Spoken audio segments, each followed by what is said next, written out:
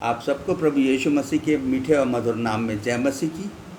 ये प्रभु का अनुग्रह है कि हम रोज़ उसके लिए प्रभु एक नया दिन देता है नई आशीष के साथ, जबकि पूरा संसार मृत्यु के भय में डरा हुआ है, परंतु प्रभु के मानने वाले निर्भय उठते हैं क्योंकि उन्हें विश्वास है कि प्रभु हमारे साथ है। यहाँ आज का जो वचन प्रभु ने दिया है, प्रभु जानता है हमारी ज़रूरतें। हम नाहक परेशान होते हैं कि हम क्या करेंगे, क्या खाएंगे, क्या पिएंगे, क्या पहनेंगे। अब प्रभु जानता है हमारी ज़रूरतें, वो अपने भक्त की ज़रूरत को जानता है और उसके मांगने से पहले पूरा करता है। आइए इससे पहले कि वचन में जाऊं, थोड़ी सी दुआ करेंगे। पाक वापस मानी, मेरे अनुग्रहकारी पिता, तेरा वादा है कि तू अपनी सारी चिंताएं मुझ पर डाल दे, मैं उसे संभालूंगा।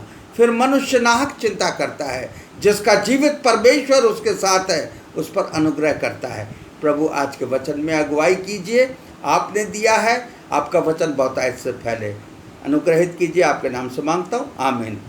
मत्ती 6 की 31 से 34 आयत कहती है, मत्ती 6 उसकी 31 से 34 आयत कहती है कि इसलिए तुम चिंता करके यह ना कहना कि हम क्या खाएंगे या क्या पिएंगे। आज मनुष्य की सबसे बड़ी चिंता अपने खाने पीने और इस सांसारिक जीवन को यापन करने के लिए कहाँ से क्या करेंगे, उसी उधेड़-बुन में नहीं लगे रहते हैं, परंतु अपने परमेश्वर के शरण में जाने से घबराते हैं।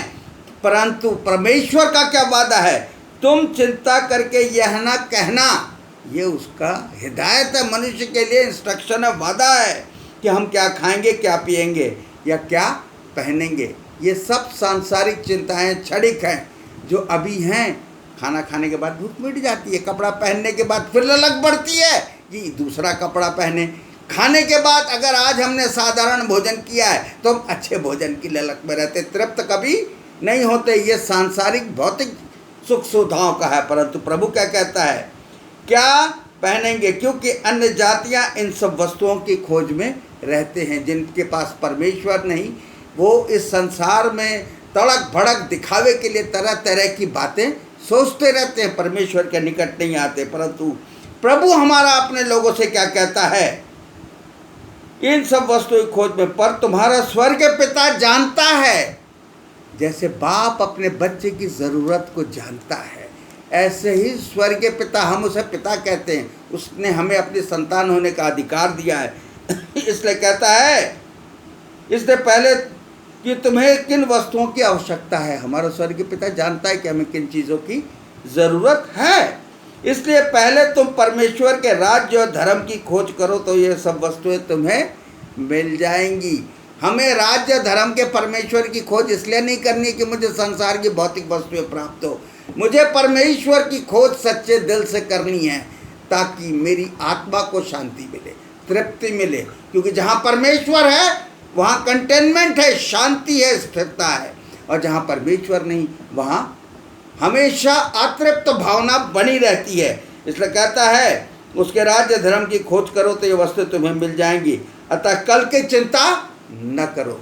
परमेश्वर क्या कहता है, याकूब में लिखा है कि तू अपनी सारी चिंताएं मुझ पर डाल दे, मैं उचित समय पर संभालूंगा। फिर नीति वचन 16 में भी लिखा है, तू अपनी सारी परेशानियां मुझ पर डाल दे, मैं तुझे संभालूंगा।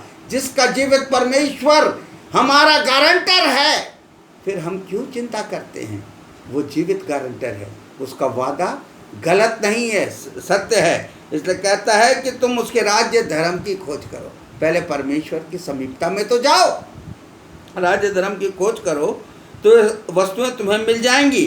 अतः कल की चिंता ना करो, क्योंकि कल का दिन अपनी चिंता आप कर लेगा। आज के लिए आज का ही दुख बहुत है। फिर इसी मत्ती 6 के 7वें 8वीं आयत में लिखा है, मत्ती 6 के ही 7वीं और 8वीं आयत क्या कहती है, प्रार्थना करते समय अन्य जातियों के समान बकबक ना करो कि मुझे ये भी दे दे, वो भी दे दे। मेरे को प्रभु सांसारिक भौतिक वस्तुएं तो मांग रहे हैं, पर पौलुस प्रेरित क्या कहता है कि तेरा अनुग्रह ही मेरे लिए बहुत है। हम उसका अनुग्रह नहीं मांगते हैं। यहाँ क्या कहता है, बकबक करो, इससे समझते हैं कि बहुत से बोलने से उनकी सुनी जाएगी, इसलिए तुम उनके समान न बनो, क्योंकि तुम्हारा पिता तुम्हारे मांगने से पहले। अच्छा पिता की पहचान क्या होती है? मांगने से पहले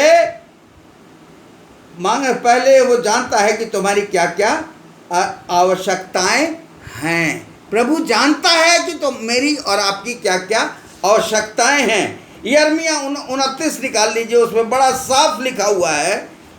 यिर्मयाह 29 उसकी 10वीं आयत से यहोवा कहता है, बेबीलोन के 70 वर्ष पूर्ण होने पर तुम्हारी सुधि लूँगा। ये बेबीलोन के लिए 70 वर्ष पूर्ण सुधि लूँगा, और अपना यह मन भावना वचन मैंने तुम्हें इस स्थान पर लौटा ले आऊँगा, पूरा करूँगा। प्रभु तुम्हें दृढ़ करेगा, जैसा इजरायली कौम से उसने वादा किया है।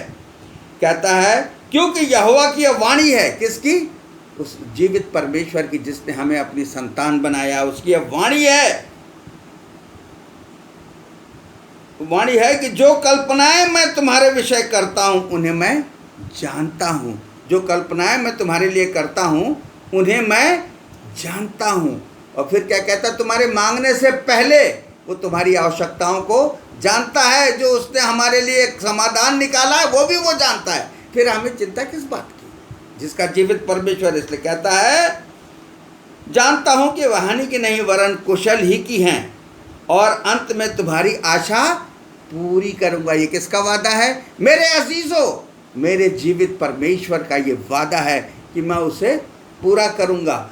मत्ती में लिखा है, पहले उसके राज्य धर्म की खोज तो करो तो तुम्हें सारी वस्तुएं मिल जाएंगी। मेरे अजीजों, हम इस दिए हुए आश्वासन से बहक कर क्यों हट जाते हैं? यशायाह 65 की 23 और 25 आयत कहती है। यशायाह 65 उसकी 23 से 25 आयत कहती है, उनका परिश्रम व्यर्थ ना होगा। यहोवा का ये वादा है कि तुम्हारा परिश्रम व्यर्थ नहीं होगा, ना उनके बालक घबराहट के लिए उत्पन्न होंगे। अगर मेरे नज़दीक हो तो वो घबराहट के लिए नहीं होंगे, वो परमेश्वर की सामर्थ्य की पहचान होंगे। और उनके, क्योंकि वे यहोवा के धन्य लोगों का वंश ठहरेंगे। आपने परमेश्वर के राज्य धर्म की खोज की है तो आपकी संतान भी किसका वंश कहलाएगी? परमेश्वर का वंश ठहरेंगे, क्योंकि वे यहोवा के धन्य लोगों का है। उनके बाल बच्चे उनसे अलग न होंगे। उनके पुकारने से पहले, यहाँ फिर वादा कहता है कि उनके पुकारने से पहले ही मैं उनको उत्तर दूंगा।